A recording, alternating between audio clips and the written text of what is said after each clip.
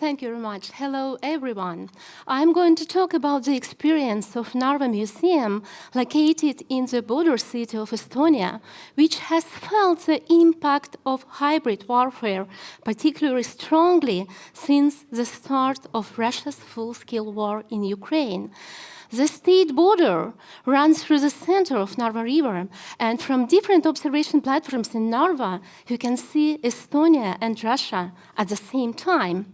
The architectural landscape is dominated by Narva Castle on the Estonian side and Ivangorod Fortress on the Russian side, just 101 meters apart. Narva Castle has been a military site for centuries. Today, it's a main branch of Narva Museum, and our mission is not just to study Narva's complex heritage, but also to reflect on current events, how history and memory intersect with what is happening today. In 2021, Narva was searching for a new slogan. Out of several options, including a public vote, one was chosen: Europe starts here. This slogan highlighted the city's borderland status and its place within European history.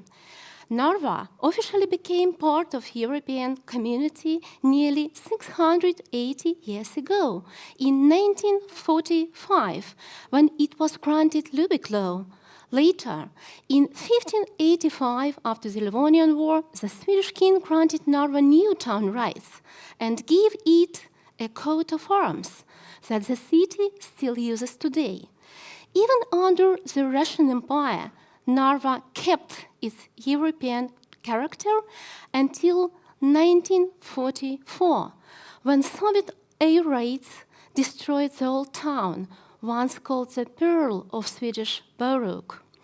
Grand churches, elegant houses, all gone. The post-war Soviet apartment blocks completely changed the city's appearance. Narva's identity and its inhabitants were also radically transformed. Before the World War II, about 70% of Narva residents were Estonians. After the war, people from all across the Soviet Union were brought in to rebuild industry and housing. Today's population of Narva descends from these arrivals. After Estonia regained its independence, Narva was connected to Ivangorod not only by the Friendship Bridge, which you can see on the slide, but also through financial, emotional, cultural, and business relationship. European cross-border projects also supported development. In 2022, with Russia's full-scale military invasion of Ukraine, all cooperation with Russia stopped. But preventing Russia's propaganda and the influence of its hybrid warfare proved to be much more difficult. Already in 2022, Putin mentioned Narva. Peter the Great waged the Northern War for 21 years, Putin said. It seemed he was at war with Sweden, trying to seize something. He was not seizing anything, he was returning. This relates to Narva, to his early campaigns. He was returning and strengthening. Apparently, it's also our fate to be returned and strengthened. It should be noted that since 2022, Putin's rhetoric has revived ideas straight from the Peter the Great's time, from the Russian Empire time, returning Russian lands, calling war liberation, and claiming Russians are God's chosen people. But the tools of Russian hybrid war are diverse. For example, spy blimp was launched from Ivangorod, drifting along the river for days from Narva. It felt like it was hovering right above you, above the city, creating stress and a sense of danger. I took this photo with my phone from the museum's territory. At the same time, Russian border guards illegally removed Estonian boys from the middle of the Narva River at night. Today, Russia is doing everything it can to show both the people of Narva and the rest of the world that Russia's borders have no end. These words, Russia's borders have no end, were once said by Putin and have been widely quoted. In December 2023, they appeared on a large banner in Ivangorod, right across from Narva, shortly after Finland closed its borders. In this portal, a long line of trucks waits for border control, with Narva Castle in the background. The biggest part of hybrid warfare happens in the information space. Officially, Russian TV channels were blocked in Estonia in 2022, yet Narva residents can still watch them with a simple antenna. Russian TV channels and their propaganda message are familiar. Russia stands for peace, Russia never starts wars, Russia fights fascism, then and now, Russia has never committed war crimes. Online, the situation is even harder to control. The information influence has its own audience. Let's look at the statistics. A huge number of Russian speakers of Narva are immersed in the Russian informational space. And Narva inhabitants today, 53,000 people, of which 96% are Russian speakers, 34% are Russian citizens, 50% are Estonian citizens, and 13% do not have any citizenship, but it means that they have to travel without any special visa to Russia and to Europe. This is not just a problem in Narva to be involved in Russian influence informational space.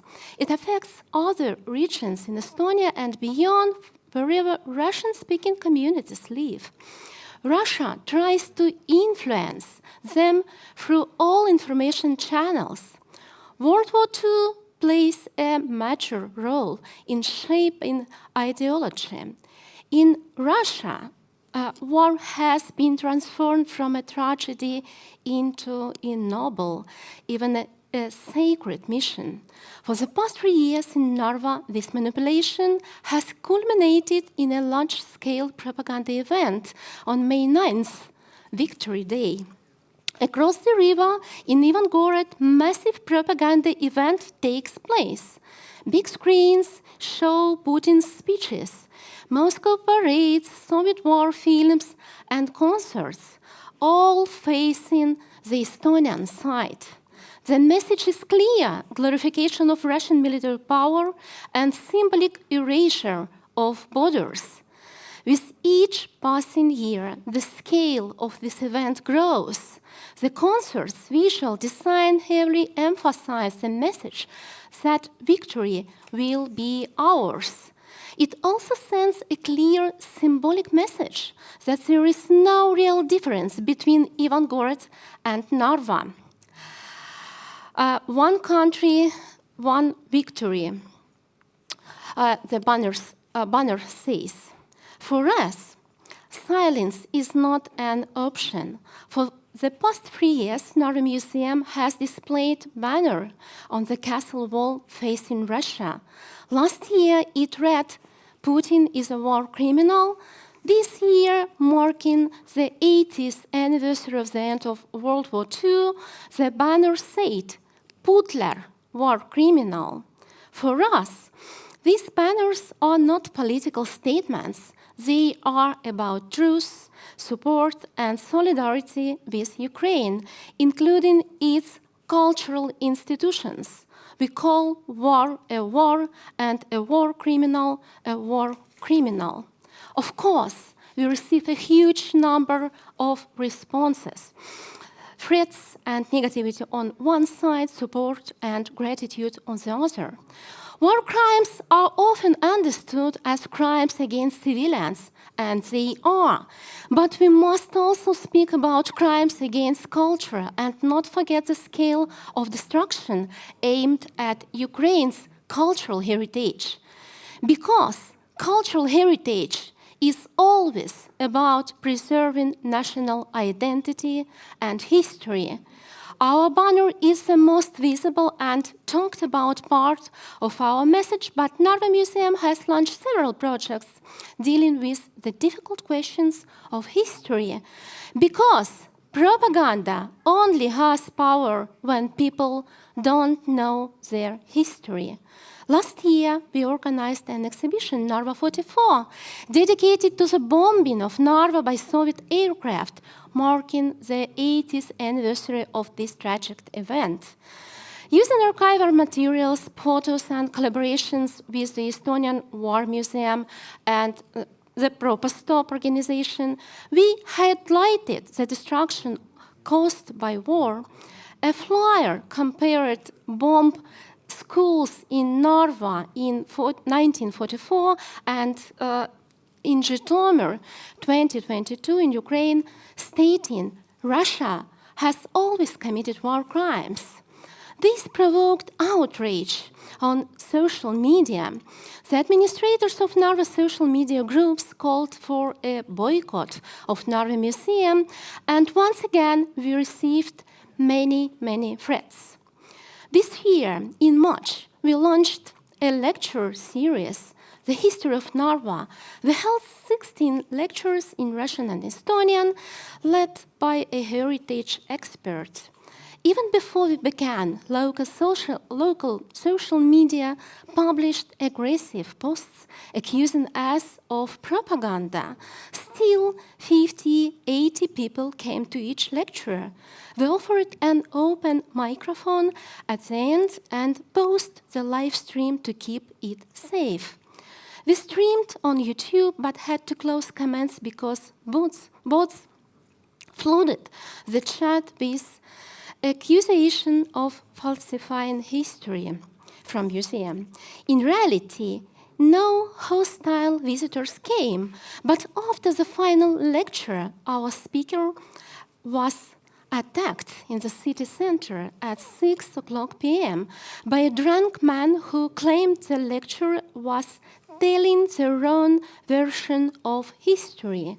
He had never attended the lectures, only seen a poster online and read social media. Police quickly found him and the court found him guilty. But this is a vivid example of how information warfare works at a very local level. Less dramatic example from this year, from this summer. Russian social media claimed that a rude message had been projected onto Narva Castle from Ivangorod on Pushkin's birthday. This rude message was supposedly addressed the Estonian government. Many believed it, but the video was fake, filmed during the day and darknet. Such a projection is impossible because our castle wall is brightly illuminated. It was a manipulated clip designed to mislead the people. To finish, I want to share something very personal with you. In January this year, a Moscow court issued me an arrest warrant against me in absentia, accusing me of spreading false information about the Russian army. Later, new charges were added for posters calling Putin and Putler war criminal. I was accused of rehabilitating Nazism and added to an international wanted list. In September, I learned I have been sentenced to 10 years in Russian prison. For this and for my interviews and Facebook posts, I have never been a Russian citizen. I am an Estonian citizen. I live in Estonia. I live in Europe. But what does my case tell us? It tells us that despite Russia's calls to ignore our banner Putin as a war criminal, they see it, and it infuriates them that we call the war by its real name. We know how afraid Russia is of the truth. We must answer propaganda this truth about war crimes in Ukraine. We must never forget Russian imperial ambitions. If you think the war in Ukraine is far away, that it does not concern you, this is a very dangerous illusion. We are already on the battlefield of information, lies, and manipulation. Speaking the truth is not optional. It's a responsibility for values, for security, for our future. The lessons of Narva are clear. Hybrid warfare affects local communities, culture is under threat, and defending truth is essential. Museums are not neutral. They are guardians of memory and identity. And in times like this, speaking truth is a form of our resistance. Thank you very much.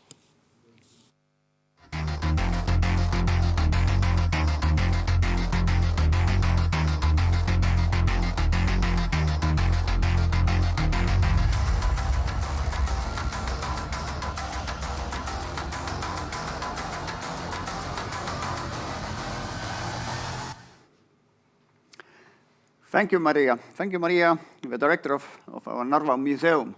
Thank you for your work, for your speech, and for your thoughts as well.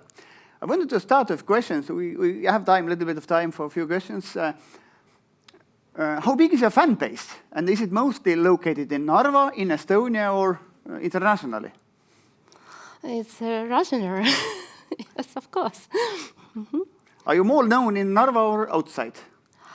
At first, Narva is my home. It's the city of my childhood, and yes. Second question, we are at the University of Tartu Delta Center, and university has also its college in Narva. How can we help with our college, your work in Narva? Oh, thank you very much. It's a really good question. We should maybe we will organize some conferences of this topic. And actually this year we organized the conference, and the topic of this conference was culture and war. And maybe we need a more large audience from Narva college students. Okay, what we can do here is we can encourage our students. We have more than 10,000 of them, actually, at least to visit once a year Narva and to do whatever we want there. Just visit Narva one time per month, not per year. And not just visit, but to do something cool as well. Okay. I wanted to ask, are you afraid as well of doing this type of work, what you do there? I'm not afraid, because I live in Narva. Narva, and actually, you know, Narva Castle is the most beautiful and most very safe territory in our city. Yes, I can assure it as well. I'm a part-time voluntary policeman, and I ensure that Narva is safe from a police perspective, at least.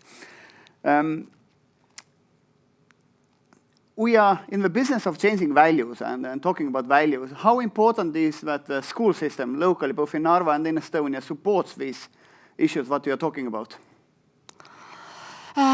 Young people, our hope and our future. We need to talk with them about values, about history, about facts, real facts. Because, you know, during Soviet times, many facts of Narva history were just erased from historical books and from school books. But yes, it's it's not easy, but it's also our mission to organize some projects with our young people, with Narva schools, and we organize special lectures and courses during school year.